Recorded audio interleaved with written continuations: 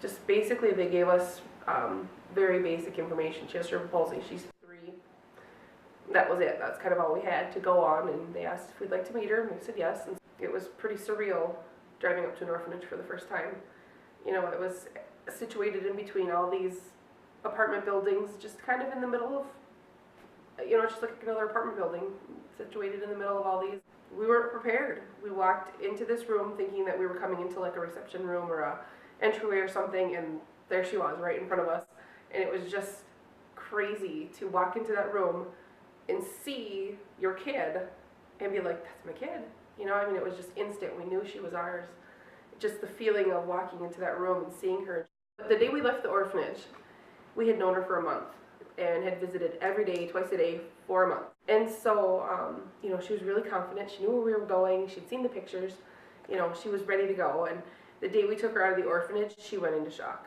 She had never been outside in the dark, and she had never really been in a car other than a couple times to get like a passport picture and stuff.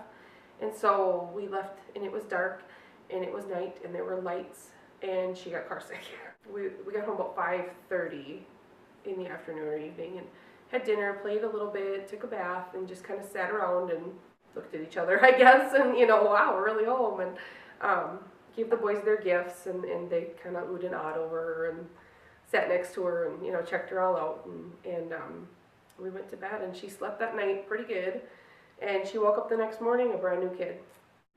But as far as attachment goes, she was like a model kid. You know, she came home and she took ownership of everyone, like she'd always been here or knew that we were always coming, and she never once questioned if we were taking her back or if somebody was coming to get her. When we met Alina, she was extremely weak. She could stand with assistance and take steps, but it was nothing consistent. She came home in the end of October, and she started PT the next January.